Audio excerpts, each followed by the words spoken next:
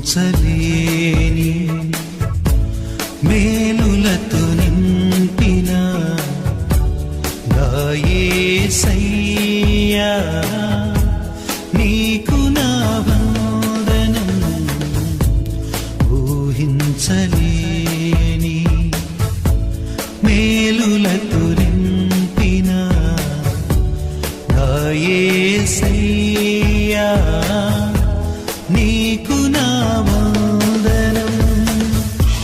వర్ణించగలనా నీ కార్యము,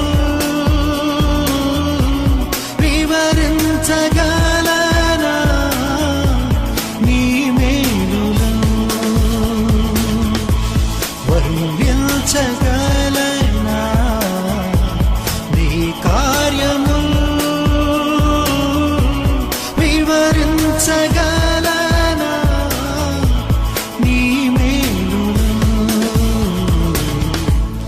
ఊహించలేని మేలులతో నింపిన నా యేసయ్యా నీకు నా వందనం. ఊహించలేని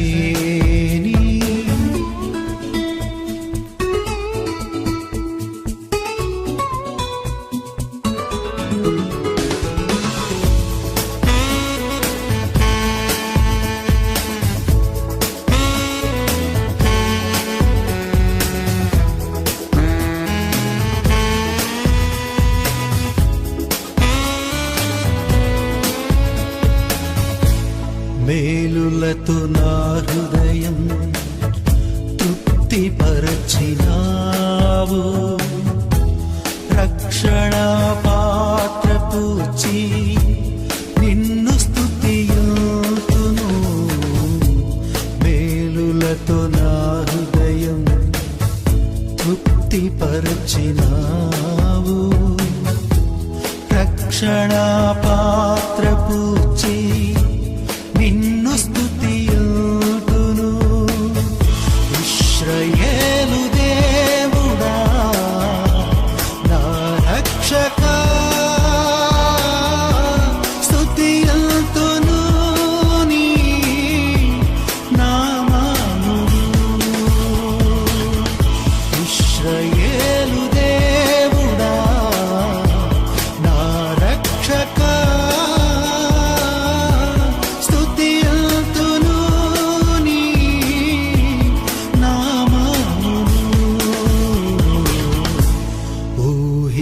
ఊహించలేని మేలులతో నింపిన నా యేసయ్యా నీకు నా వందనం. ఊహించలేని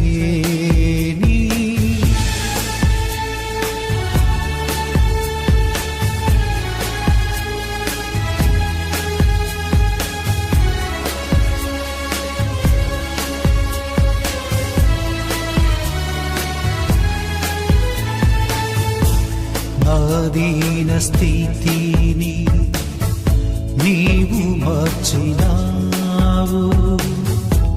నా జీవితానికి విలువనిచ్చినావు.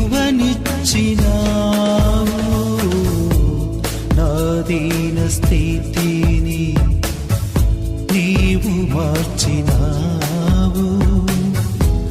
నా జీవితానికి విలువనిచ్చినావు. నీ కృపతో నన్ను ఆవరించినావు. నీ సన్నిధి నాకు తోడునిచ్చినావు. నీ కృపతో నన్ను ఆవరించినావు.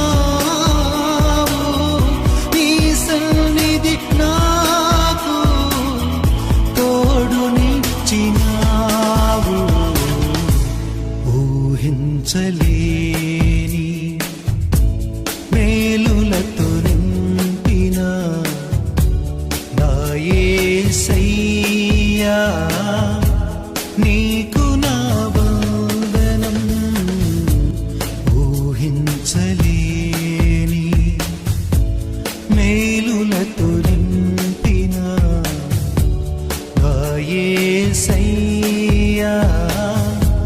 నీకు నా వందనం.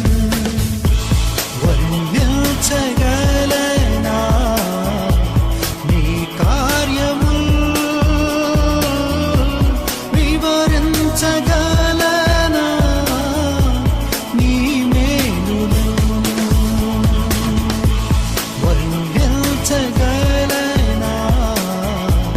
నీ కార్యములు, వివరించగలనా నీ మేలులు. వర్ణించగలనా నీ కార్యములు, వివరించగలనా నీ మేలులు. వర్ణించగలనా నీ కార్యములు, వివరించగలనా నీ మేలులు.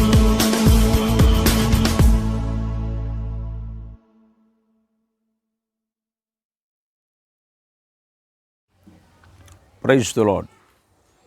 దేవుని నామానికి మహిమ కలుగును గాక. మీ అందరికీ కూడా ఈ ఉదయకాల సమయ ఆరాధనకు ప్రేమతో ఆహ్వానిస్తున్నాను. ప్రార్థనతో ప్రారంభించుకుందాం. ప్రార్థన. మమ్మల్ని మిక్కిలిగా ప్రేమించిన మా ప్రియ పరలోకపు తండ్రి, పరిశుద్ధుడైన దేవా, సర్వాధికారి నీకు వందనాలు స్తుతులు చెల్లిస్తున్నాము నాయన. నీ మహాకృప కనికరము దయను బట్టి దేవా మేము సజీవు లెక్కలో ఉన్నాము. నీ ఆత్మ ద్వారా మమ్మల్ని జీవింప చేస్తున్నందుకు కూడా కృతజ్ఞతాస్తుతులు. ఆయా ఇప్పటి వరకు ఉన్న పరిస్థితులన్నిటిలో కూడా ఆయా మమ్మల్ని అందరినీ సంఘ బిడ్డలందరినీ కూడా కాసి కాపాడారు. అందుకు నీకు కృతజ్ఞతాస్తుతులు స్తోత్రాలు ప్రభువా. మేము నిన్నటి వారమైనప్పటికీ పరిశుద్ధ ఆత్మడా అనుదినము నీ కృపచేత మమ్మల్ని నడిపించి ఆదరిస్తున్నందుకు వందనాలు చెల్లిస్తున్నాం. మరొకసారి దేవా ఈ విధంగా నీ సన్నిధిలో కలుసుకోవడం మనకి ఇచ్చిన భాగ్యమును బట్టి ఈ ఉదయకాల సమయ ఆరాధన అంతటిలో నీ సన్నిధి ప్రసన్నత ద్వారా వాక్యపు వెలుగులు నాతో మాతో ప్రతి ఒక్కరితో మాట్లాడి ఆశీర్వదించండి, అభిషేకించండి, మహిమ పొందండి. యేసు ప్రభువారి ఉన్నతమైన నామములో ప్రార్థించి వేడుకొంచున్నాం పరమ తండ్రి. ఆమేన్, ఆమేన్. దేవునికి మహిమ కలుగును గాక. ప్రియులారా, ఈ యొక్క ఉదయకాల సమయంలో మరి మొదటి పేతురు రాసిన పత్రిక 3వ అధ్యాయములో ఉన్నటువంటి వాక్య భాగాన్ని 8, 9 వచ్చిన భాగాలు చదివి ధ్యానిద్దాం. మొదటి పేతురు పత్రిక 3వ అధ్యాయము 8వ వచ్చిన భాగము 9వ వచ్చిన భాగము చదివి ధ్యానిద్దాం. తుదకు మీరందరూ ఏక మనస్కులై ఒకరి సుఖదుఖములందు ఒకరు పాలుపడి సహోదర ప్రేమ గలవారును కరుణాచితులను వినయ మనస్కుల విడి ఆశీర్వాదముకు వారసులగుటకు మీరు పిలువబడితిరి గనుక కీడుకు ప్రతి కీడును, దూషణకు ప్రతి దూషణ చేయక దీవించుడి. దేవుని పరిశుద్ధ నామమునకు మహిమ కలుగును గాక. ప్రియులరా, పరిశుద్ధుడైన పేతురు యేసు ప్రభు శిష్యుల్లో ముఖ్యుల్లో మొదటివాడు, సంఘం యొక్క ప్రత్యక్షత కలిగిన వ్యక్తి, అపోస్తుల్లో మొదటివాడిగా పిలువబడిన పేతురు రాసిన ఈ పత్రికలో మనము దేవుని చేత పిలువబడ్డాము. దేని కొరకు పిలువబడ్డామంటే ఆశీర్వాదమునకు కారకులగుటకు మీరు పిలువబడితిరి గనుక కీడుకు ప్రతి కీడు చేయవద్దు, దూషణకు ప్రతి దూషణ చేయవద్దు. మన జీవితాల్లో మనము దేవునిని తెలుసుకోవటం మాత్రమే కాదు, కానీ రక్షణ పొంది అదే స్థితిలో ఉండటం కాదు, కానీ మనము ఆశీర్వాదానికి వారసులుగా ఉండటానికి పిలువబడ్డాము. ఈ పిలుపు గొప్పది. ఎల్లప్పుడూ కూడా ప్రతి మనిషి ఆశీర్వదించబడాలని కోరుకుంటాడు. ప్రతి మనిషి ఆశీర్వాదాన్ని వెతుకుతుంటాడు. ఆ ఆశీర్వాదము మనము వారసులుగా అనేకులకు మన ద్వారా ఆశీర్వాదం ప్రవహించడానికి దేవుడు నిన్ను ఎన్నుకున్నాడు సంగతి మనం మర్చిపోకూడదు. దేవుని చేత మనం పిలువబడ్డాము ఆశీర్వాదానికి వారసులు కావటానికి. కాబట్టి దేవుని స్వరూపము, దేవుని పోలిక, దేవుని పరిశుద్ధ జనంగా ఉన్న మనము దూషణకి ప్రతిదూషణగా, నీ కీడుకు ప్రతి కీడు చేయకుండా ఉండటం నేర్చుకోవాలి. అందుకే యేసుప్రభువు చెప్పారు, మీ శత్రువుల్ని ద్వేషింపక ప్రేమించమని, శత్రువుల్ని ప్రేమించమని చెప్పిన ఆ యేసుక్రీస్తు యొక్క బోధనలు మనం జ్ఞాపకం చేసుకొని ఆయన అడుగుచాడులో మనం జీవించవలసిన వారు మనం. మరి నిత్యము ఆశీర్వాదకరంగా ఒకసారి కీర్తనల గ్రంథం నుంచి కూడా చూసినట్టయితే ఈరోజు వాక్య భాగంలో కీర్తనల గ్రంథము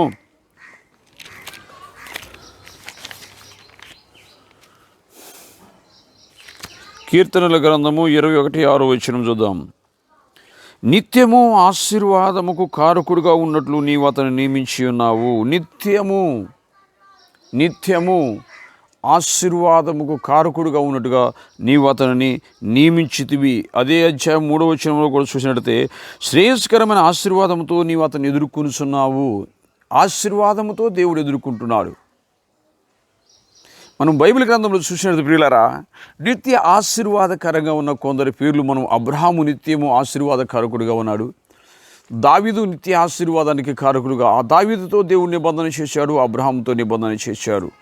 కాబట్టి దేవుడు వారిని నిత్య ఆశీర్వాద కారకులుగా చేసి ఆశీర్వాదానికి నిత్యము ఆశీర్వాద కారకులుగా ఉన్నట్టుగా చేసినటువంటి గొప్ప కృప వారు పొందుకున్నారు. వాడు ఆ యెహోవా వలన ఆశీర్వాదము నొందినవారు. అలాంటి వారు దూషణకు ప్రతిదూషణ చేయక, కీడుకు ప్రతి కీడు చేయక వారు ఉన్నారు కనుక వారు ఎప్పుడూ ఆశీర్వాదకరంగా ఈ లోకంలో దేవుని ప్రజలుగా దీవించబడుతున్నారు. అందుకు మనము దేవుని లేఖనాలను బట్టి మనం ఈరోజు ఆదికాండము 12వ అధ్యాయములో అబ్రహామును గురించి కొద్దిసేపు ధ్యానించి మయంపరుద్దాం. ఆ నిత్యము ఆశీర్వాదకరంగా శ్రేయస్కరమైన ఆశీర్వాదంతో ఎదుర్కొన్నటువంటి మన ప్రభు అయిన రక్షకుడు యేసుక్రీస్తు వారు ఆశీర్వాదానికి కారకులుగా ఉన్నారు. తండ్రి అయిన దేవుడు అబ్రహామునిది ఆశీర్వాదకరంగా నియమించాడు. ఆదికాండము 12వ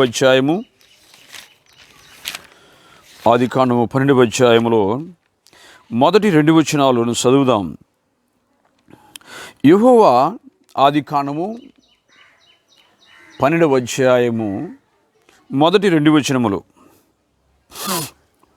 యెహోవా, నీవు లేచి నీ దేశము నుండి, నీ బంధువుల యొద్ద నుండి, నీ తండ్రి ఇంటి వారి యొద్ద నుండి నీవు బయలుదేరి నేను నీకు చూపించుతున్న దేశమునకు వెళ్ళుము. మొట్టమొదటి దేవుడు మాట్లాడిన అబ్రహాముతో ఏమనంటే, నీవు లేచి నీ దేశమును, నీ బంధువులను, నీ తండ్రి ఇంటి వారిని విడిచి బయలుదేరి నేను నీకు చూపించు దేశమునకు వెళ్ళుము. దేవుడు చూపించేదానికి మనం వెళ్ళాలి. దేవుడు చెప్పే వైపు మనం వెళ్ళాలి. దేవుని మార్గములో కూడా మనం వెళ్ళాలి. అప్పుడు మనము దీవించబడతాం. దేవుడు ఏదైతే విడిచిపెట్టమన్నాడో, దేవుడు ఏదైతే వదిలిపెట్టమన్నాడో, దేవుడితే ఏ స్థలమును విడిచిపెట్టమన్నాడో ఆ స్థలమును విడిచిపెట్టడం ద్వారా మనకి ఆశీర్వాదం వస్తుంది. దేవుని మాట వింటే ఆశీర్వాదము. నీవు దీవించబడటానికి ఒకే ఒకటి, ఎందుకంటే దేవుని మాట ఎక్కడ కూడా తొట్టిపాటు చెందకూడదు. దేవుని మాటకి అవిధేయతగా ప్రవర్తించకూడదు. దేవుని మాటకి విరుద్ధంగా ఆలోచించకూడదు, తలంచకూడదు. అయితే అబ్రహాము ఈ విషయంలో దేవుని మాటకు లోబడి, దేవుని మాటకి విధేయుడై, దేవుడు చెప్పినట్టుగా ఆయన వాళ్ళ దేవుని మాటకు లోబడి నడిచాడు. అందుకే 2వ వచనం, నిన్ను గొప్ప జనముగా చేసి నిన్ను ఆశీర్వదించి నీ నామమును గొప్ప చేసేదను, నీవు ఆశీర్వాదముగా ఉందువు. దేవుని మాట వినటం వలన దేవుడు గొప్ప జనముగా చూస్తాడు. గొప్ప జనముగా మాత్రమే కాదు కానీ నీవు ఆశీర్వాద కారణముగా దేవుడు అందుకే అబ్రాముని కల్దీల ఊరు నుంచి పిలిచి ఆయన్ని గొప్ప ఆశీర్వాదకరంగా చేస్తున్నాడు. దేవుడు ఎంతైనా నమ్మదగిన వాడు. దేవుడు పక్షపాతి కాడు. ఎందుకంటే ఎవరైతే, అందుకే ద్వితీయోపదేశకాండము 28వ అధ్యాయము 1వ వచనం, నీ దేవుడైన యెహోవా మాట నీవు శ్రద్ధగా వినేలా ఈ దీవెనలన్నీ నీ మీదకు ప్రాప్తించును. నీవు పొలంలో దీవించబడతావు, వెలుపలికి వెళితే దీవించబడతావు, లోపలికి వస్తే దీవించబడతావు. నీ గర్భఫలము దీవించబడుతుంది, ఆశీర్వదించబడుతుంది. నీ భూఫలము ఆశీర్వదించబడుతుంది. నీ పశువులు, నీ దుక్కిటెదులు, నీ కోడెలు, మందలు సమస్తము కూడా దీవించబడతాయి దేవుని మాటకు లోబడటము ద్వారా. అందుకే దేవుడు అబ్రహాముని అంతగా ప్రేమించాడు. అబ్రహాము కూడా దేవుని నమ్మాడు. ఎక్కడికి వెళ్ళాలో తెలియక బయలు వెళ్ళాడు. ఎటు వెళ్ళాలో అబ్రాహాముకు తెలియదు, కానీ దేవుడు చెప్పాడు. సర్వశక్తి గల దేవుడు ఊజులో నాకు ప్రత్యక్షమై అంటాడు.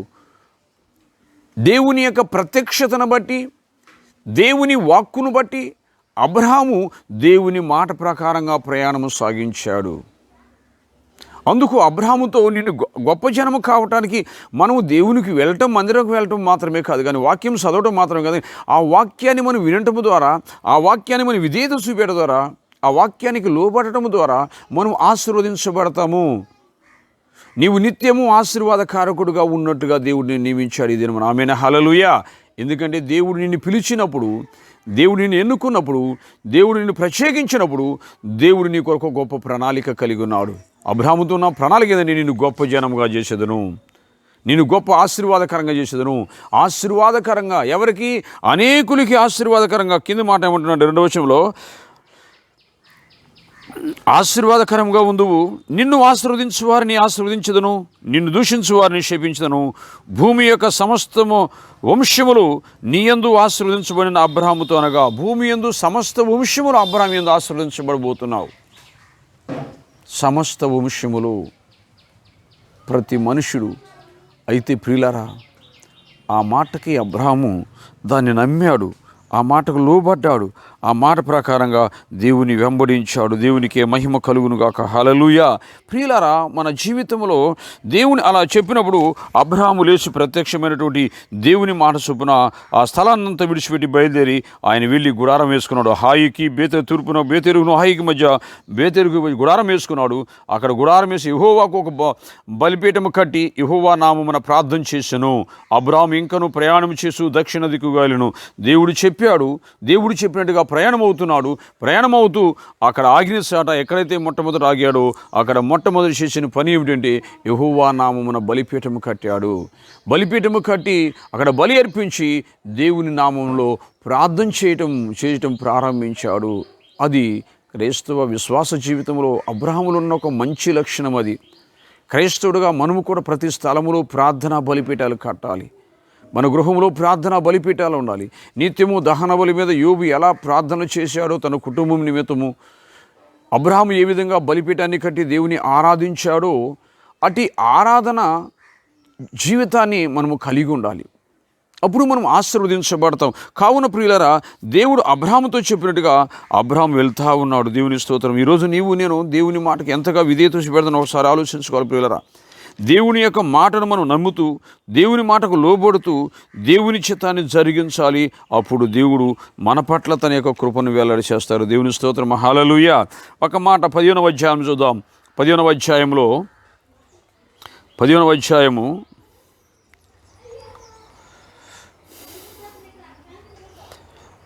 6వ వచనము లేక 5వ వచనం నుంచి, మరియు ఆయన వెలుపలికి అతన్ని తీసుకొని వచ్చి నీవు ఆకాశం వైపు తేరి చూసి నక్షత్రము లెక్కించుట నీ చేతనైతే లెక్కించుమని చెప్పి నీ సంతానము అలాగుని అవునని చెప్పెను. అతడు యెహోవాను నమ్మెను, అతనికి నీతిగా ఎంచబడెను. మరియు ఆయన నీవు ఈ దేశమును స్వతంత్రించుకున్నట్లు దాని నీకు ఇచ్చుటకును కల్దీలు ఊరును పట్టణం నుండి నిన్ను యువతలకు తీసుకుని వచ్చిన యెహోవా నేనే అని చెప్పెను. అప్పుడు ప్రభువైన యెహోవా, నేను దీన్ని స్వతంత్రించుకుని నాకు ఇట్లు తినేనగా. దేవుని స్తోత్రం. హల్లెలూయా. దేవుడు మాట్లాడుతున్నాడు అబ్రాహాముతో. కల్దీలో నుంచి నేను బయటికి తీసుకొచ్చాను, నిన్ను ఆశీర్వదించడానికి ఆకాశం నక్షత్రాలను చూడు, వాటి ఎలా విస్తరించి ఉన్నాయో అంతగా నక్షత్రాల వలె నీ సంతానాన్ని నీ యొక్క గర్భవాసము నుండి విడుదల చేస్తానని దేవుడు అబ్రాహాముతో మాట్లాడుతున్నాడు. దేవుని స్తోత్రం. హల్లెలూయా. ఒక మాట చూడండి, అక్కడ ఏమంటాడంటే 2వ వచనంలో ఏంటంటే, అబ్రాహామా, ప్రభువైన యెహోవా నాకేమి ఇచ్చిన ఏమి, నేను సంతానం లేని వాడిని పోస్తున్నాను. దమస్కు ఎలియాజరే నా ఇంటికి ఆస్తికర్తగును కదా. మరియు అబ్రాహాము, ఇదిగో నీవు నాకు సంతానము లేదు కదా అని నా పరివారంలో ఒకడు నాకు వారసుడనగా యెహోవా వాక్యము అతని యొద్దకు వచ్చి, ఇతడు నీకు వారసుడు కాడు, నీ గర్భవాసమున పుట్టబోవాడు నీకు వారసుడగును. దేవుని స్తోత్రం. హల్లెలూయా. తన గర్భవాసమున పుట్టబోవాడు. మనం అనుకుంటాం సమస్యలు చూసి, పరిస్థితులు చూసి, ఇలాంటి పరిస్థితులు అనగా ఏంటి, దీనికి అంతటికి ఎవరని.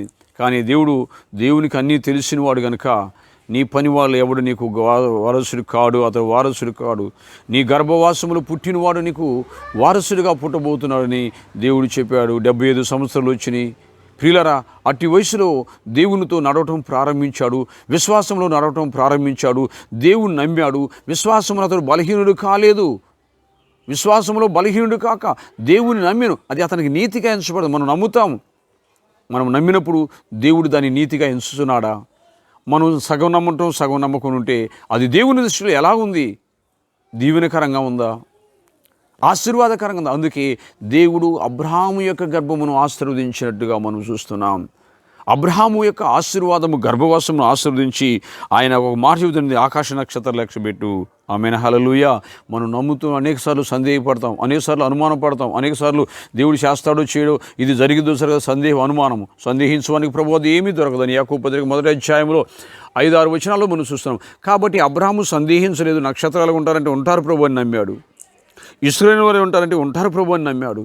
ఎంత నమ్మకత్వం అబ్రహాముకి, దేవుని హృదయానికి. ఇద్దరి హృదయాలు కూడా అబ్రహాము హృదయంలో ఎప్పుడు కూడా దేవునికి అనుకూలంగానే కనపడుతుంది, కానీ ఎక్కడా దేవునికి ఆయన దృష్టిలో వ్యతిరేకంగా అబ్రహాము లేడుగా. ప్రియులారా, ఈరోజు నీవు నేను మన జీవితాల్లో దేవుడు మనం పరిశోధించినప్పుడు మనం నమ్ముతున్న నమ్మకత్వము దేవుడు నీతిగా ఎంచాలి. ఆ నీతిగా ఎంచినప్పుడు దేవుని వలన ఆశీర్వాదము, దేవుని వలన దీవెన నీకు కలుగుతున్నది. ప్రియులరా, దేవుని వాక్యమే వచ్చి మాట్లాడుతుంది. స్వయంగా దేవుని వాక్యం వచ్చి అతన్ని ఆశీర్వదిస్తున్నది. ఎందుకంటే యెహోవా ఆయనకు వచ్చి మాట్లాడుతున్నది ఏంటంటే, నీ గర్భవాసమున నీకు ఒక కుమారుడు పుడతాడని దేవుడి అతనితో మాట్లాడు. ఈరోజు నీ జీవితంలో ఎటువంటి పరిస్థితుల్లో ఉన్న ప్రియులరా, దేవుడు నీతో మాట్లాడుతుంది, వాక్యము నీతో మాట్లాడుతుంది అంటే, నీ గర్భవాసమును పుట్టువాడు నీకు సంతానముగా ఉంటాడని ఆయన ప్రభువు అయిన దేవుడు వారితో మాట్లాడి, ఆయన చూడు ఆకాశ నక్షత్రం నిన్ను కూడా, నీ గర్భవాసం నీ పిల్లలను కూడా అంతగా దేవుడు ఆశీర్వదించడానికి శక్తిమంతుడు, బలవంతుడైనాడు. దేవునికి మహిమ కలుగును గాక. ప్రియులారా, ఆమేన్, హల్లెలూయా. అయితే దేవుని యొక్క సన్నిధిలో అబ్రహాము దేవుని నమ్మాడు కాబట్టి, అబ్రహాము దేవునితో ఉన్నాడు కాబట్టి ఆయన సర్వశక్తి గల దేవుడు. అయితే తన సహోదరుడైన లోతు విషయంలో, తన సహోదరు కుమారుడు లోతు విషయంలో కూడా ఆయన యొక్క కొందరు రాజులు పట్టుకెళ్తే అబ్రహాము తనతో ఉన్నటువంటి వారిని తీసుకెళ్తే దేవుడు అబ్రహాముతో వస్తున్నాడు. దేవునికి స్తోత్రం, హల్లెలూయా. ఒకసారి మనం చూద్దాం, చూడండి ఆ మాటలు. 14వ అధ్యాయము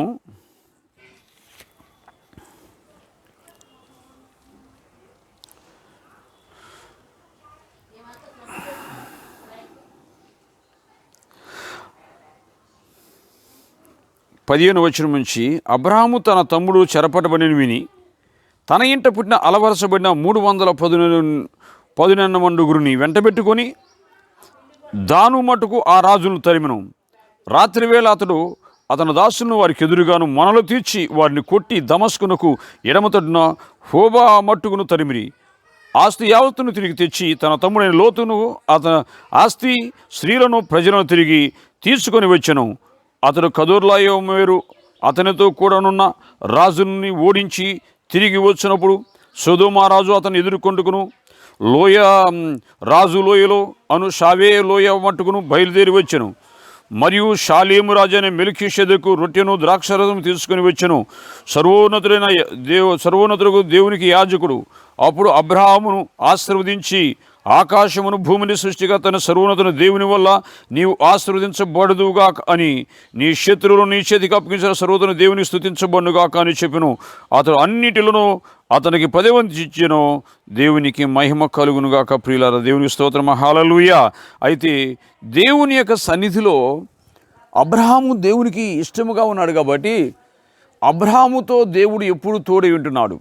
తన సహోదరుని యొక్క కుమారుడైన లోతును ఆయన్ని శత్రువులు వచ్చి అతను పట్టుకు వెళ్ళినప్పుడు ఆ యొక్క రాజుల కొరకు తన దగ్గర ఉన్న 310 మండుగురు పనివారిని తీసుకొని పోయి అబ్రహాము యుద్ధం చేసి వారిని తరిమాడు. 14 మంది రాజులను తరిమాడు. ఎంత బలం ఉందో చూడండి. దేవుడే అబ్రహాముకు బలమై ఉన్నాడు. దేవుడు అబ్రహాముని ఆశీర్వదించని చెప్పినాడు.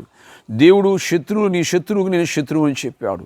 నేను శపించేవారిని నేను శపిస్తానని చెప్పాడు. అందుకు 14 మంది రాజులను ఎదుర్కొని లోతు యొక్క ఆస్తిని, స్త్రీలను అంతా తీసుకుని మరలా అప్పగించాడు. ఆ సమయంలో దేవుడి మరలా సర్వోన్నతుని యాజకుని షాలేము రాజు ఎదురుగా వచ్చి రొట్టెయు ద్రాక్షరసం తీసుకొని వచ్చి ఆయనకిచ్చి 10 వంతు తీసుకొని అబ్రహాముని ఆశీర్వదించాడు. నీవు ఆశీర్వదించబడదుగాక. ఆమేన్, హల్లెలూయా.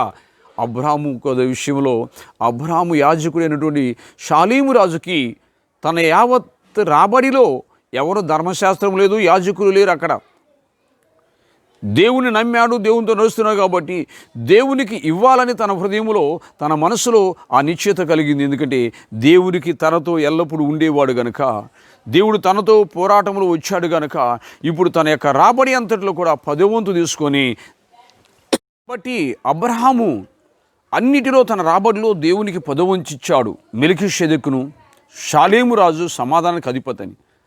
ఆ ప్రధాన యాజకుడికి ఆయన రొట్టె ద్రాక్షరసం తీసుకున్న తర్వాత ఇచ్చిన తర్వాత తన రాబడి అంతట్లో క్రైస్తవ జీవితంలో ఎవరో చెప్పారని కాదు కానీ నీకు నువ్వుగా నీ రాబడిలో నీ సంపాదనలో సామెతలో 3 అంటాడు 9 వచ్చిన భాగములో నీ రాబడి అంతట్లో ఆయనకు భాగమిచ్చి నీ ఆస్తిలో భాగమిచ్చి ఘనపరిచినట్టే నీ కొట్లు నింపబడతవి,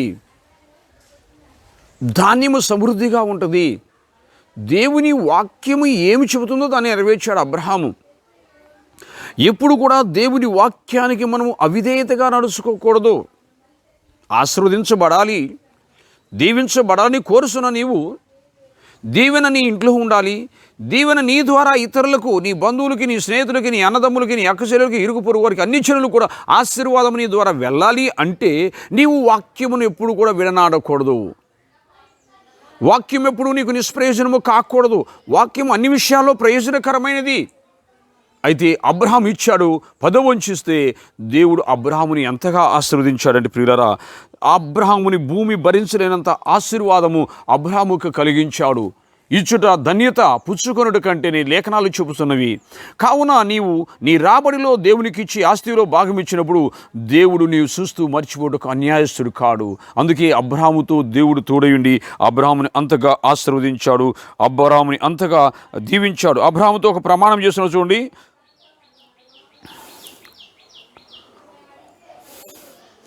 22 వచ్చిన 14-22 వచ్చిన చూడండి. అబ్రహాము నీవే అబ్రహామును ధనవంతుని చేస్తువని నీవు చెప్పకున్నట్టు ఒక 100 పోగనను చెప్పుల వారైనను నీ వాటిలో ఏదైనాను తీసుకొనని ఆకాశమును భూమునికి సృష్టిగత సర్వోన్నతుల దేవుడైన యెహోవా ఎదుట నా చేయెత్తి ప్రమాణము చేస్తున్నాను. సొదొమ రాజు తీసుకో అంటే నాకు నువ్వు ఇచ్చేది ఏదు, 100 పోగు కూడా వద్దు, చెప్పులు వారు కూడా వద్దు నాకు నీ దగ్గర నుంచి, సొదొమ రాజు దగ్గర నుంచి. ఎందుకంటే నేను అబ్రహాముని గొప్ప చేశాను, నేను ఇచ్చాను గొప్ప చేసిన అంటావు, కాబట్టి నాకు నీ దగ్గర 100 పోగు చెప్పులు వారు కూడా వద్దు. ఎవరి దగ్గర ఆశించలేదు, రాజుల దగ్గర. ఎందుకంటే నేను ఆకాశానికి భూమునికి సృష్టికర్తన సర్వోన్నతునైన దేవుని నేను నమ్ముట ద్వారా ఆయన నాతో ఉన్నాడు, నాకు ఆ బలాన్ని ఇచ్చాడు రాజులు జయించడానికి. కాబట్టి నేను నీ యొద్ద 100 పోగు కూడా తీసుకుని, ఎందుకంటే నా దేవుడు ఆకాశమును భూమిని సృజించిన వాడు. ఆయన కొదువైనట్టుగా కొరతైనట్టుగా ఎవరికి చెప్పేవాడు కాదు, ఆయన ఇవ్వలేనివాడు కాదు, అక్కర్లా తీర్చలేనివాడు కాదు, ఆశీర్వదించలేనివాడు కాదు. ఎందుకంటే నిత్యము ఆశీర్వాద కారకుడుగా ఉండకే అబ్రహాముని దేవుడు పిలిచాడు. కాబట్టి సొదొమ రాజుల దగ్గర ఆశించలేదు, తీసుకోలేదు. రాజు ఇస్తున్నా కానీ నాకు అక్కర్లేదు, నీ 100 పోగు కూడా అక్కర్లేదు. ఆమేన్, హల్లెలూయా. విశ్వాసము, నమ్మకత్వం అంటే అది దేవుని మీద నమ్మటము. ఆ నమ్మకత్వం ఉన్నప్పుడు దేవుడు నిన్ను నిత్య ఆశీర్వాదకరంగా, నువ్వు ప్రతి స్థలంలో, ప్రతి సందర్భంలో, ప్రతి కాలంలో కూడా నువ్వు ఆశీర్వాదకరంగా ఉంటావు. దేవుని వాక్యానికి లోబడు. అబ్రహాము ఆ వాక్యాన్ని నమ్మాడు, ఆ వాక్యంలో ఉన్నాడు, ఆ వాక్యంలో జీవిస్తున్నాడు కనుక అబ్రహాముని దేవుడు అంతగా ఆశీర్వదించాడు. దేవునికి మహిమ కలుగును గాక. హల్లెలూయా, హల్లెలూయా. అబ్రహాము గురించిన విషయంలో ఒక 17వ అధ్యాయం చూడండి, ఒక మాట అంటాడు అబ్రహాముని గురించి ప్రభు. 17వ అధ్యాయము మొదటి 2 వచనాలు చదువుదాం.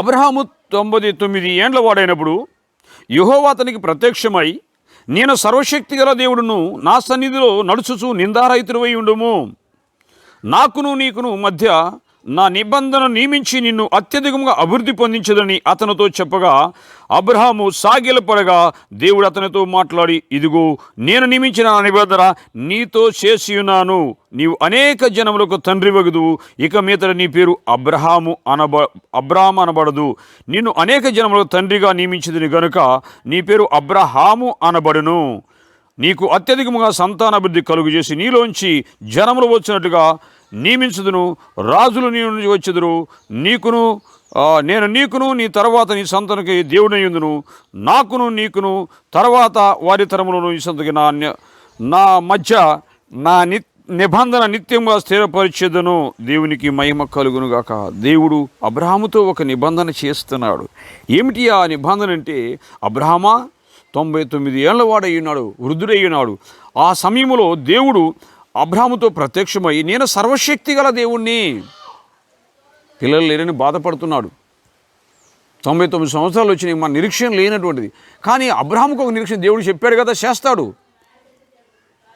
మాట ఆయన నమ్మదగిన వాడు కనుక నమ్మి ఆయన ఉన్నప్పుడు దేవుడు, నేను సర్వశక్తి గల దేవుడు, నా సన్నిధిలో నీవు నిందారహితుడివై ఉండుము. దేవుని సన్నిధిలో విశ్వాసి, దేవుని ప్రజలు, పిలువబడ్డవారు, ఏర్పరచబడ్డవారు, ప్రత్యేకించబడిన వారు, దేవుని నిబంధన ప్రజలమైన మనము దేవుని సన్నిధిలో నిందారహితులుగా ఉండాలి. నింద అనేది మన జీవితాల్లో ఉండకూడదు. నీవు నిందారహితుడివై నడుచుకోవాలి. నడచడం ఒకరోజు నడితే చాలదు, కానీ మనం జీవిత కాలం అంతా కూడా బ్లేమ్లెస్గా, నిందారహితమైన జీవితము, పరిశుద్ధమైన జీవితము, పవిత్రమైన జీవితము, యథార్థమైన జీవితము, నమ్మకత్వముతో కూడిన జీవితము, నీ దేవుని నమ్మటంలో ఎక్కడ కూడా వెనకడుగేయక, వెనుదీయక దేవుని వెంబడించాలి. అందుకే అతను వెనుదీస్తే అతను ఏదో నాకు ఆత్మ ఏదో నాకు సంతోషం ఉండదు అంటాడు. అబ్రహాం ఇప్పుడు వెనుదీయలేదు, దేవుని మాటను వెనుదీయలేదు, దేవుని మాటను నిర్లక్ష్యం చేయలేదు. కనుక అబ్రహాముని ఆశీర్వాదకారకుడుగా చేయబోతున్నాడు. ఎందుకంటే 100 సంవత్సరాలప్పుడు దేవుడు ప్రత్యక్షమై, నేను సర్వశక్తి గల దేవుడిని అబ్రహామా, నాకును నీకు ఎలా నిబంధన చేశాను, నీ సంతతికి నాకును నిత్యము ఆ నిబంధన ఉండేటట్టుగా నేను ఆశీర్వదిస్తున్నాడు. ఎందుకంటే నీ సంతానం నుంచి రాజులు వస్తారు, నీ సంతానం నుంచి అనేక జనములు వస్తాయి, నీవు అనేక జనములకు తండ్రి కాబోతున్నావు. ఇక్కడ అబ్రహాముని ఆశీర్వాదకరంగా పేరు తీసి మార్చుతున్నాడు. ఎందుకంటే అబ్రహాముగా మారుస్తున్నాడు, అబ్రహాముగా మారుస్తున్నాడు అనేక జన్మతోని. ఒక్కడికి ఇస్సాకు మాత్రమే తండ్రి కాదు, నువ్వు నీ కుమారుడికి ఒక్కడికి కాదు, కానీ భూలోకములో సమస్త వంశములకు నీవు తండ్రి కాబోతున్నావు. ఆమేన్, హల్లెలూయా. ఎంత ఆశీర్వాదకరం ప్రియదేవుని బిడ్డ. ఈరోజు మన జీవితంలో అటువంటి నిత్య ఆశీర్వాదకరము. కొత్త నిబంధన కాలంలో యేసు ప్రభువు యెరికో పట్టణానికి వస్తున్నప్పుడు, సంచరిస్తూ వచ్చినప్పుడు, జక్కయ్య అనే వ్యక్తి మేడి చెట్టు ఎక్కి అక్కడ ఉన్నప్పుడు, ప్రభు మేడి చెట్టు దగ్గరకు వచ్చి ఆగి జక్కయ్యని పిలిచి, జక్కయ్య దిగిరా, నేడు నేను ఇంట ఉండవలసి ఉందని చెప్పిన తర్వాత, యేసు ప్రభు తన ఇంట్లోకి వెళ్ళిన తర్వాత, తన అపరాధమును ఒప్పుకున్న తర్వాత, యేసు ప్రభు జక్కయ్యను కూర్చోమన్నాడు, ఇతడు అబ్రహాము కుమారుడే. దేవుని స్తోత్రం, హల్లెలూయా. దేవుని అద్భుతమైన దీవెన ఏంటంటే ప్రియ దేవుని బిడ్డ, నికోదేము అక్కడ జక్కయ్యని ఆశీర్వదిస్తున్నాడు. ఇతడు అబ్రహాము కుమారుడు అంటే అబ్రహాముకు దేవుడు ఏ నిబంధన చేసి ఆశీర్వదించాడో, ఏ ఆశీర్వాదనకారకుడుగా అబ్రహాము నియమించాడు, అదే ఆశీర్వాద రక్షణను జక్కయ్య జీవితంలో కలిగిస్తున్నాడు. ఈరోజు నీ జీవితంలో, నా జీవితంలో అబ్రహాము కుమార్తెగా మార్చబడి ఆ దీవెన మన జీవితాలను నిత్యము అబ్రహాము వలె మనము ఆశీర్వాదకారకులుగా ఉంటాకి దేవుడు నియమించాడు. దేవుడు సర్వశక్తిమంతుడని నమ్మాలి. దేవుని సర్వశక్తిని సన్నిధిలో మనం నిందారహితులుగా ఉండాలి. ఎక్కడ ఏ వ్యక్తి కూడా మన మీద ఏలెత్తి చూపించకూడదు. ఏ వ్యక్తి కూడా నిందారూపంలో, ఏ విషయంలో మనం నిందలో కనపడకూడదు. ఆరాధన విషయంలో కానీ, దేవునితో నడవడం విషయంలో కానీ, సంఘ సభ్యుల సావాసంలో కానీ, వ్యక్తిగత పవిత్రత జీవితంలో, శరీర పవిత్రతలో కానీ ఎక్కడ కూడా అపవిత్రత, అయోగ్యత అని ఏవైనా సరసూక్తులు కానీ కనపడకుండా ప్రతి విషయంలో దేవునికి ఇష్టలుగా, ప్రియమైన వారుగా ఉండాలి. అబ్రహాము దేవునితో నడుస్తున్నాడు, అబ్రహాముతో దేవుడు నడుస్తున్నాడు. దేవుని యొక్క దీవెనలు అబ్రహాముకు ఒక తర్వాత ఒకటి వస్తున్నది. ఇప్పుడు తన యొక్క సంతానాన్ని దీవించి గొప్ప జనంగా చేస్తానని, ఆశీర్వాదకరంగా చేస్తానని, ఆకాశ నక్షత్రాల్లో చేస్తానని, నిత్య ఆశీర్వాదకరంగా నేను నిన్ను నియమించానని చెప్పి అబ్రహామును దీవిస్తున్నాడు. దేవుని స్తోత్రం, హల్లెలూయా, హల్లెలూయా. అయితే ప్రియులారా, 15 వచనం చూద్దాం. 17వ అధ్యాయం 17వ వచనం. మరియు దేవుడు నీ భార్య అయిన షారాయి పేరు షారా అనవద్దు, ఏలయనగా ఆమె పేరు షారా. నేను ఆమెను ఆశీర్వదించి ఆమె వలన నీకు కుమారుని కలుగజేసేదను. దేవునికి మహిమ కలుగునుగాక, హల్లెలూయా. నేను ఆమెను ఆశీర్వదించెదను, ఆమె జనములకు తల్లి అనబడును, జనములను రాజులను ఆమె వలన కలుగుదని అబ్రహాముతో చెప్పెను. దేవునికి స్తోత్రం, హల్లెలూయా. అబ్రహామును మాత్రమే కాదు కానీ ప్రియులరా, అబ్రహాము భార్య అయిన షారాయిని దేవుడు ఇక్కడ అబ్రహాము పేరు మార్చాడు. తర్వాత షారాయి యొక్క పేరు కూడా మారుస్తుంది. ఎందుకంటే షారాయి అనవద్దు ఆమెని, షారాయి ఒక్కడికే ఇస్సాకు మాత్రమే తల్లి కాదు, కానీ ఆమె అనేకులకు జనములకు తల్లిగా నేను ఆమెను ఆశీర్వదిస్తున్నాను. దేవుని స్తోత్రం, హల్లెలూయా. ఈరోజు ప్రియ దేవుని బిడ్డలారా, అటు ఆశీర్వాదానికి మనం లోబడి పొందుకోవడానికి అబ్రాహాములే దేవుని మాటకు లోబడాలి. దేవుని వాక్యము మనకు ఏదైతే తెలియజేస్తుందో ఆ విధంగా లోబడి ఉండాలి. శారాయి కూడా అన్ని విషయంలో అబ్రాహాముకు లోబడినట్టుగా పేతురు పత్రిక 3వ అధ్యాయంలో రాస్తుంటారు. ప్రియులరా, నీవు ఎల్లప్పుడూ కూడా యజమానికి లోబడాలి, నీ భర్తను గౌరవించాలి, ప్రేమించాలి. అలాగనే అబ్రాహాము కూడా భార్య విషయంలో తన ప్రేమను కలుగజేసి చూపించినాడు. ఈ భార్యాభర్తలు ఆ విధంగా ఆశీర్వాదకరంగా ఈరోజు అన్ని తరాల వారికి, అన్ని జనాంగాలకి, అన్ని జాతుల వారికి, అన్ని ప్రజలకి అబ్రాహాము శారాయి శారా ఆశీర్వాదకరంగా ఉన్నావు. ఈరోజు స్త్రీగా నీ యొక్క ఆశీర్వదించమని స్త్రీగా పేరు మార్చడం, అబ్రాహాముది మార్చడం అనేది ఇది దీవెనకరంగా, ఎప్పుడూ ఆశీర్వాదకరమైన జీవితమే అబ్రాహాములో దేవుడు అంతగా చేసినట్టుగా మనం చూస్తున్నాం. దేవుని నామానికి స్తోత్రం చెల్లిస్తున్నాం. ఇలా చూసినట్టయితే 12వ అధ్యాయము, ఆదికాండము 18వ అధ్యాయము 16వ వచన భాగము.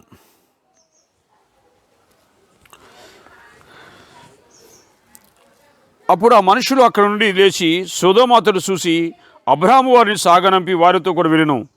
అప్పుడు యెహోవా, నేను చేయబోవు కార్యము అబ్రాహామును దాచెదనా? అబ్రాహాము నిశ్చయముగా బలము గల గొప్ప జనమగును. అబ్రాహాము గొప్ప జనమవుతుడు. ఇప్పుడు 199 సంవత్సరాలు వచ్చినాయి, ఒంటరిగానే ఉన్నాడు. భార్యకి వచ్చినాయి 90 సంవత్సరాలు, నిండు వృద్ధాప్యములు ఉన్నారు. అటువంటి సమయంలో నేను అబ్రాహాముకు దాచేదన ఈ విషయం, ఎందుకంటే అబ్రాహాము గొప్ప జనం కాబోతున్నాను. ఇంకా ఇస్సాకు పుట్టలేదు. ఇస్సాకును ఆ దీవి వారికి గర్భములు దేవుడు ఇవ్వబోతున్నారని నమ్మారు. వాళ్ళంతే 25 సంవత్సరాల నుంచి నమ్ముతూ వచ్చారు. దేవుడు వారితో మాట్లాడి ఈ సమయంలో గొప్ప కార్యం, ఎందుకంటే నేను సాగనంపుతున్న అబ్రాహాముతో నేను దాచేదనా? అబ్రాహాము నిశ్చయముగా బలము గల గొప్ప జనమగును. అతని మూలముగా భూలోక సమస్త వంశములను జనములను ఆశీర్వదించబడును. ఇట్లనగా యెహోవా అబ్రాహామును గూర్చి చెప్పినది అతనికి కలుగజేయనట్లుగా తన తర్వాత తన పిల్లలు తన ఇంటివారు నీతి న్యాయములు జరిగించుచు యెహోవా మార్గమును గైకొంటకు అతడు వారికి ఆజ్ఞాపించినట్లు నేను అతన్ని ఎరిగి ఉన్నాను. దేవుని స్తోత్రం. దేవుడు మనల్ని ఎందుకు ఎరిగి ఉన్నాడు? మనము ఆశీర్వాదకరంగా ఉండాలి, మనము నీతి న్యాయాన్ని అనుసరించి నడుచుకోవాలి. అలాగనే మన సంతతి, మన పిల్లలు కూడా నీతి న్యాయాన్ని అనుసరించి దేవునిలో నడుచుకోవాలి. అబ్రాహాముని అందుకే దేవుడు ఎరుగున్నాడంట. అబ్రాహాము నీతి న్యాయాన్ని అనుసరించి దేవుని మాట అనుసరించి నడుచుకుంటున్నాడు కనుక అతడు గొప్ప జనము కాబోతున్నాడు. అబ్రాహాము మాత్రమే కదా, తన తర్వాత తన సంతతి కూడా నా ఆజ్ఞలను కట్టలు గైకొంటినట్టయితే నీతిగల జనాంగముగా నీతిని న్యాయములు జరిగించుటకు ఆయన ఆజ్ఞలను గైకొనడానికి దేవుడు నన్ను ఏర్పాటు చేసుకున్నాడు. దేవుని ఆజ్ఞలను మనం విడిచిపెట్టకూడదు, దేవుని న్యాయాన్ని పక్కకు పెట్టకూడదు. దేవుని న్యాయాన్ని పక్కకు పడేసి ఆశీర్వదించు ప్రభు అంటే దేవుడు ఆశీర్వదించాడు. ప్రియ దేవుని బిడ్డలారా, ఆశీర్వదిస్తాడు, కానీ నిత్య ఆశీర్వాదకరంగా రాదు. దేవుని సన్నిధిలో నీతిని న్యాయాన్ని జరిగించి దేవుని ఆజ్ఞలను గైకొన్నప్పుడు అబ్రాహాముని ఏ విధంగా దీవించుకుంటూ వస్తున్నాడు, ఆ రీతిగా నేను ఆశీర్వాదకరంగా చెట్టుకు దేవుడు శక్తి సంపన్నుడు, బల శౌర్యం కలిగిన దేవుడు. దేవునికి స్తోత్రం. ప్రియుల దేవుని బిడ్డలారా, హల్లెలూయా.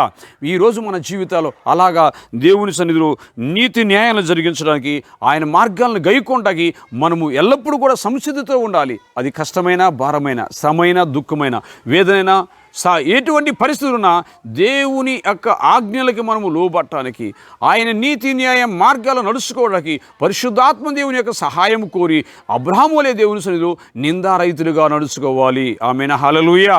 మనం ఎల్లప్పుడూ కూడా నిందలేని వారిగా ఉండాలా. మచ్చాడాగు కలంకం ముడతాటిది ఏదీ లేకుండా పరిశుద్ధమైనది గాను మహిమగల సంఘముగా ఉంటాయి. సంఘం కొరకు యేసుక్రీస్తు వారు అప్పగించుకున్నాడు. కాబట్టి ఈరోజు నేను అబ్రాహాము యొక్క ఆశీర్వాదానికి వారసులవుతున్నాము.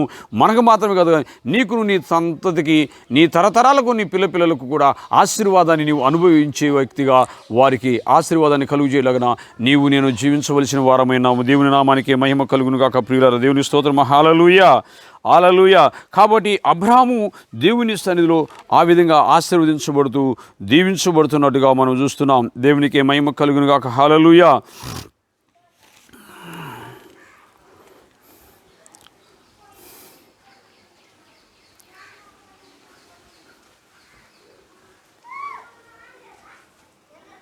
అబ్రాహాము గురించి 20వ అధ్యాయంలో 17వ వచనం మనం చూడండి.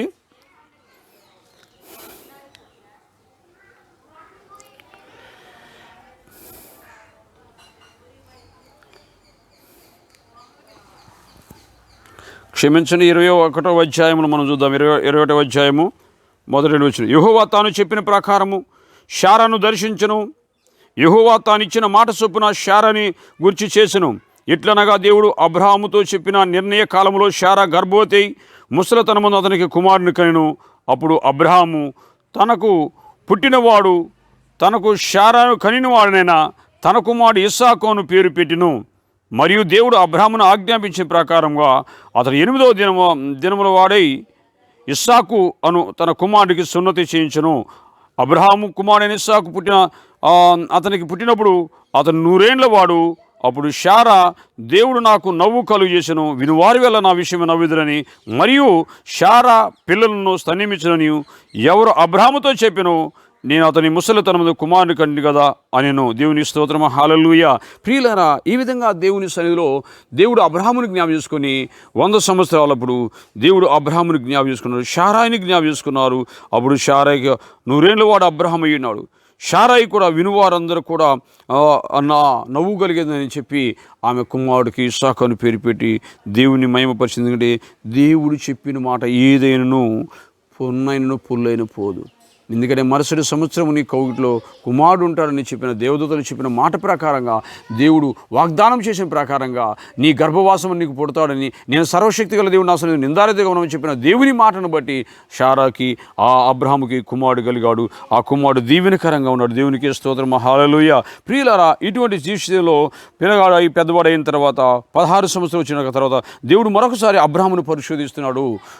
పరీక్షలు మన జీవితంలో ఎందుకు వస్తుంటే శ్రమ పరీక్ష ఓర్పు నిరీక్షణ కలుగుని ఎరిగి శ్రమ యందు కదలక నిలిచి ఉండాలి. శ్రమలు వచ్చినప్పుడు మనం కన్నీరు కాస్తున్నాం, శ్రమలు వచ్చినప్పుడు మనం దుఃఖపడతాం, శ్రమలను బట్టి అధైర్యపడతాం. కావున అలా అధైర్యపడక శ్రమల యందు నిలిచిన వారమై దేవుని కృపలో మనం ఎల్లప్పుడూ కూడా ప్రార్థనా శక్తితో ప్రార్థనా బలంతో నింపి అబ్రహాం ఏ విధంగా నిలిచాడో, అబ్రహాం ఏ విధంగా దేవునితో నడుస్తున్నాడో, అబ్రహాం ఏ విధంగా దేవుని మాట యందు లక్ష్యం ఉంచాడో అలాగున దేవుని యొక్క సన్నిధిలో మనము కూడా శ్రమల యందు నిలిచి ఉండాలి. అటువంటి పరిస్థితుల్లో దేవుని మాట నమ్మాలి. ఏదైతే జరగదనుకుంటామో, ఏదైతే అసాధ్యం అనుకుంటామో, మనుషులకు దేవునికి సమస్తం సాధ్యం, మనుషులకు అసాధ్యం, కానీ దేవునికి సమస్తం సాధ్యమే. 100 సంవత్సరాలకి అబ్రహాముకి కుమారుని ఇచ్చాడు. నిండు వృద్ధాప్యంలో శారాయి కుమారుని కని దేవుని నామాన్ని మహిమపరిచింది. దేవునికి ఘనత కలుగు. ఎందుకంటే దేవుడు చెప్పిన మాట నెరవేర్చబడదని ఆమె సంతోషించినట్టుగా చూస్తున్నాం. కుమారుడు పెద్దవాడైనప్పుడు దేవుడు అబ్రహాముని 22వ అధ్యాయం 1వ వచనంలో, ఆదికాండము 22వ అధ్యాయము 1వ వచనంలో ఆ సంగతులు జరిగిన తరువాత దేవుడు అబ్రహామును పరిశోధించాడు. ఇట్లనగా ఆయన అబ్రహామా అని పిలువగా అతడు చిత్తము ప్రభువా అన్ను. అప్పుడు ఆయన నీకు ఒక్కడయ్యున్న కుమారుని అనగా నీవు ప్రేమించిన ఇస్సాకును తీసుకుని మొరియా దేశమునకు వెళ్ళి అక్కడ నేను నీకు చెప్పబోవు పర్వతం దాని మీద దహన బలిగా అతనిని అర్పించమని చెప్పాను. దేవునికి మహిమ కలుగునుగాక. దేవుడు అబ్రహాముని నిత్య ఆశీర్వాదకరంగా ఉంచాడు అంటానికి కారణం ఏమిటంటే ప్రియులారా, నిండు వృద్ధాప్యం ఇచ్చిన కుమారుని 16 సంవత్సరాలు పెరిగిన తర్వాత నీకు ఒక్కడైనా ఒక కుమారుని ఆ మొరియా పర్వతం తీసుకొచ్చి నాకు బలి చేయమంటే ఆ పరిస్థితుల్లో నీవు నేనుంటే చేయగలమా? ఆ మాటకి దేవుని మీద సనుగుకోకుండా, ఆ మాటకు దేవుని మీద మనము ఏ విధమైన సనుగులు సమస్యలు లేకుండా వెళ్ళగలమా? సంకోచించుకొని ఉంటామా? దేవుడు ఎందుకు ఇలా చేస్తున్నాడని దేవుని నిందించుకొని ఉంటామా? కానీ అబ్రహాం ఏమి చేయలేదు. ఆ మాట తన కుమారుడు అడిగితే నీవు ప్రేమించిన కుమారుడు. ఈరోజు మనం ఏదైతే ఎక్కువగా ప్రేమిస్తామో, ఏదైతే ప్రేమిస్తామో దాన్ని దేవుడు మన ఎదురు నుంచి తీసివేస్తాడు. అడుగుతాడు, అది నాకు కావాలని. దేవుని కంటే మొదటి ప్రాముఖ్యత, అన్నిటిలో ఆయనకు ప్రాముఖ్యత కలుగు నిమిత్తము కొలసీ పత్రికలో చూస్తున్నాం మనము. 1వ అధ్యాయం 18 అన్నిటిలో ఆయనకు ప్రాముఖ్యత. అందుకే అబ్రహామును పరిశోధించాడు, తన హృదయంలో చూచాడు. ఎవరికైనా తన కుమారుని ప్రేమిస్తున్నాను, నన్ను ప్రేమిస్తున్నాను చూస్తే తండ్రి అయిన దేవునికి ఆయన ప్రాముఖ్యత ఇస్తున్నాడు. ఆయనకు ప్రాముఖ్యత కలగాలి దేవునికి. మనం అలా ప్రాముఖ్యత ఇవ్వగలుగుతున్నామా? ప్రతి పరిస్థితిలో, ప్రతి ఒక్క సమయాలలో దేవునికి ప్రాముఖ్యత ఇస్తే నీవు నిత్య ఆశీర్వాదము కారకుడుగా ఉంటావు. నీవు శ్రేయస్కరమైన ఆశీర్వాదంతో ఆయన ఎదుర్కొంటాడు. రొట్టె ద్రాక్షారసము తీసుకొని వచ్చి రాజును ఎదుర్కొన్నప్పుడు ఆయన షాలేం రాజుకు ఎదుర్కొని ఆయన ఆశీర్వదించాడు. అబ్రహాముని దేవుడు ఆశీర్వదించాడు. దేవుని ఆశీర్వాదం ప్రియులరా. అయితే అక్కడ అబ్రహాము ఈ మాట చెప్పకుండా ఆయన చెప్పిపోయే పర్వతం మీద దేవుడు చెప్పిన కాడ వేయాలి. మనకి ఇష్టం వచ్చినట్టు వేయటం కాదు. ఆయన చెప్పినట్టు మొరియా పర్వతం మీదకి వెళ్ళి నీ కుమారుడైన నాకు బలిగా ఇవ్వమనగానే తెల్లవారినప్పుడు అబ్రహాము లేచి గాడిదకు కంత కట్టి తన పనివారిలో ఇద్దరిని తన కుమారుడు ఇస్సాకుని వెంట పెట్టుకొని దహన బలి కొరకు కట్టెలను చీల్చి లేచి దేవుడు తనతో చెప్పిన చోటికి వెళ్ళెను. 3వ నాడు అబ్రహాము కనులెత్తి దూరం నుండి ఆ చోటును చూసి పనివానితో, మీరు గాడిద ఇక్కడనే ఉండుడి, నేనును ఈ చిన్నవాడిని అక్కడికి వెళ్ళి దేవునికి మొక్కి మరలా మీ ఎద్దకు వచ్చేదమని చెప్పి దహనబలికి కట్టెలను తీసుకొని తన కుమారుని ఇస్సాకు మీద పెట్టి తన చేతిలో నిప్పును కత్తిని పట్టుకొని పోయాను. వారిద్దరు కూడా వెలుచుండగా ఇస్సాకు తన తండ్రి అయిన అబ్రహాముతో నా తండ్రి అని పిలిచెను. అప్పుడు అతడు ఏమి నా కుమారుడు అనెను. అప్పుడు అతడు నిప్పును కట్టెలు ఉన్నవి కానీ దహనబలికి గొర్రెపిల్ల ఏది అని అడుగగా అబ్రహాము నా కుమారుడా, దేవుడే దహనబలికి గొర్రెపిల్లను చూసుకొనని చెప్పెను. అలాగన వారిద్దరూ కూడి వెళ్ళి దేవుడు తనతో చెప్పిన చోటికి వచ్చినప్పుడు అబ్రహాము అక్కడ బలిపీఠము కట్టి కట్టెలను పేర్చి తన కుమారుడు ఇస్సాకును బంధించి ఆ బలిపీఠమునున్న కట్టెల మీద ఉంచెను. అప్పుడు అబ్రహాము తన కుమారుని వధించుటకు తన చెయ్యి సాపి కత్తి పట్టుకొనగా యెహోవా పరలోకము నుండి అబ్రహామా అబ్రహామా అని పిలిచి అందుకు అతడు చిత్తము ప్రభువాను. అప్పుడు ఆయన ఆ చిన్నవాని మీద చెయ్యి వేయకము, అతనేమీ చేయకము, నీకు ఒక్కడైనా నీ కుమారుడు నాకు ఏ వెనుతి లేదు గనుక నీవు దేవునికి భయపడువనని ఇందు మూలంగా నాకు కనపడుతున్నది. దేవునికి భయపడువాడని తన కుమారునికి తీసుకెళ్ళాడు, అడిగాడు. కానీ ఆ సమయంలో అబ్రహాము దుఃఖించవచ్చు, బాధపడవచ్చు, కానీ అబ్రహాములో బాధ దుఃఖం లేదు. ఎందుకంటే దేవునికి ప్రాముఖ్యత కానీ తన కుమారుడికి ప్రాముఖ్యత ఇవ్వలేదు అన్నిటిలో. కనుక దేవుడు చెప్పినట్టుగా బలిపీఠంకి మొరియా పర్వతం మీదకి వెళ్ళాడు. పర్వతం మీద కొడుకు అడిగిన దానికి దేవుడే గొర్రెపిల్ల చూసుకున్నాడని చెప్పిన తర్వాత ఆ కుమారుని అక్కడ బలిపీఠం మీద పెట్టి కత్తి ఎత్తినప్పుడు దేవుడు అబ్రహాము హృదయాన్ని చూశాడు. దేవుడు ప్రతి సమయంలో, అందుకే మనుషులు పైవేశాన్ని చూస్తారు కానీ దేవుడు హృదయాన్ని లక్ష్య పెడతాడు. ఆయన అంతరంద్రియాలను పరిశోధించేవాడు. అబ్రహాము యొక్క అంతరంద్రియాలు ఏముందంటే దేవుడు దేవుడు దేవుడు అనే ఉంది, కుమారుడని లేదు. ఎందుకంటే దేవుని నమ్మాడు, అది అతనికి నీతిగా ఎంచబడదు. కాబట్టి నమ్మిన దేవుడు సర్వశక్తి గల దేవుడు. ఆయన అన్యాయం చేయడు అసంభవము. యోబు అంటాడు కదా యోబు గ్రంథంలో, సర్వశక్తి గల దేవుడు అన్యాయం చేయడు అసంభవము. ఆయన అన్యాయం చేసేవాడు కాదు, అన్యాయస్తుడు కాదు.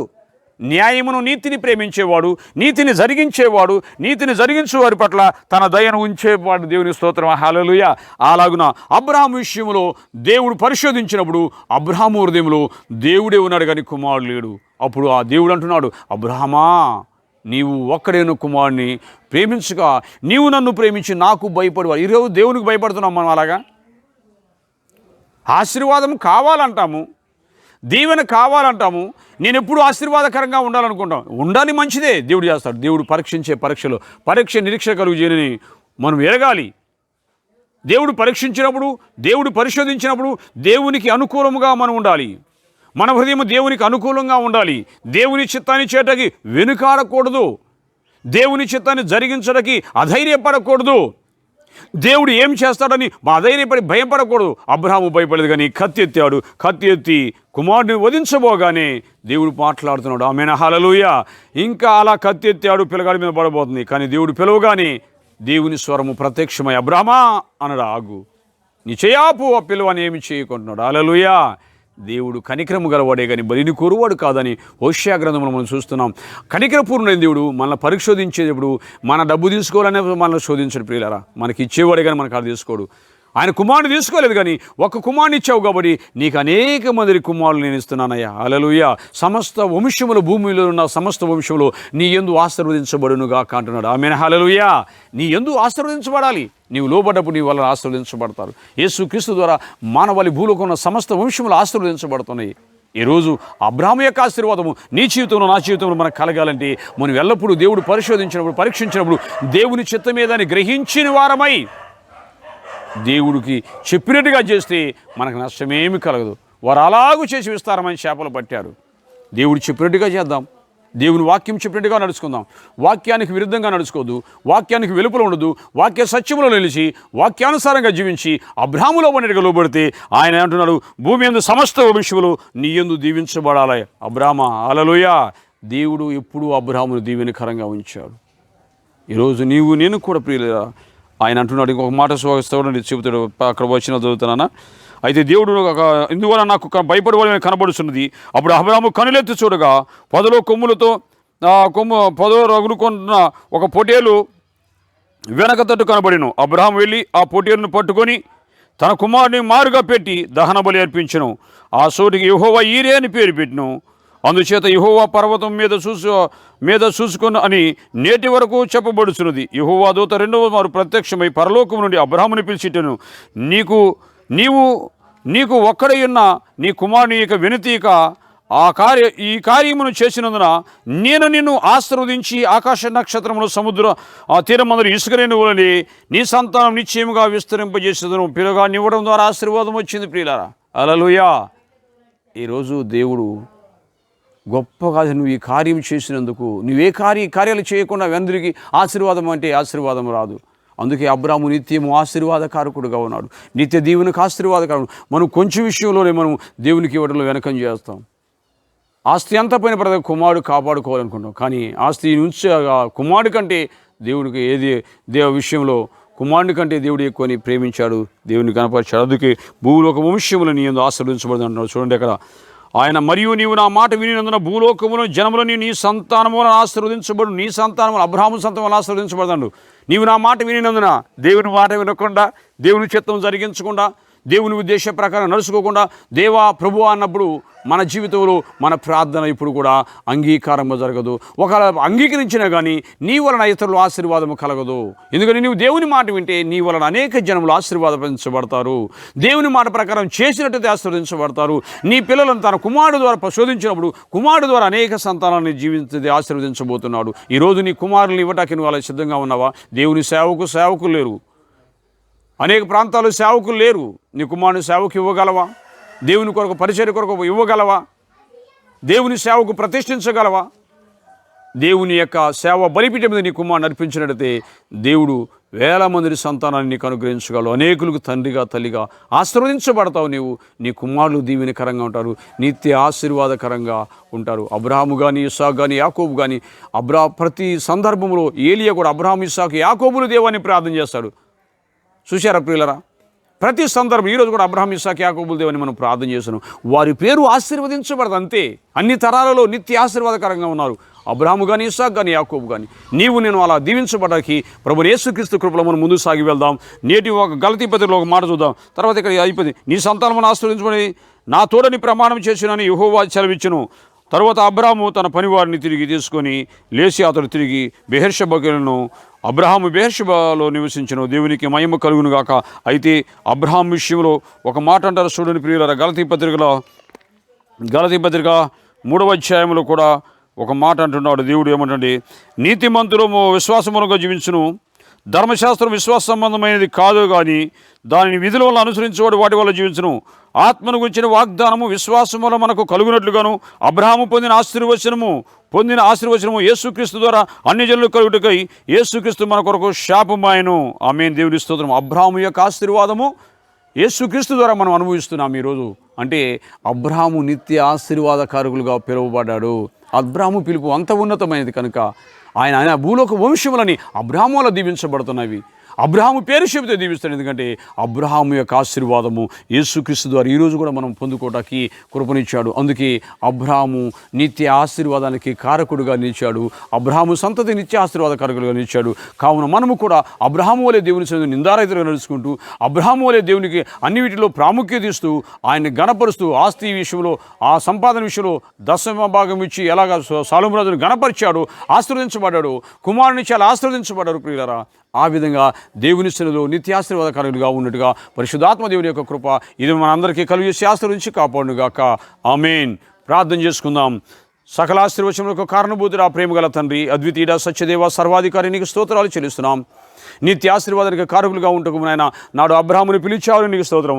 నేడు వాక్యం వింటున్న బిడ్డలందరూ కూడా ప్రభువా, అబ్రాహాములే తండ్రి దేవా స్వదేశమును స్వతంత్రం విడిచి అయా నీ మాటకు లోబడుటకు తండ్రి దేవా నిన్ను నమ్మి నీతిమంతులుగా తీర్చబడ్డకు ప్రభువా మీ కృప దయచేయమని ప్రార్థిస్తుందని తన గృహంలో చేర్చుకొని ప్రభువా అవి ఆతిథ్యం ఇచ్చి ప్రభువా అబ్రాహాము తండ్రి అయా 100 ఏళ్లకే ప్రభువా నిన్ను వృద్ధాప్యముందు ప్రభువా ఇస్సాకును కుమారుడు వాగ్దాన పుత్రుని పొందుకున్నారు ప్రభువా. ఆశీర్వదించబడ్డారు, ఆశీర్వాద కుమారుడు అనుగ్రహించారు ప్రభువా.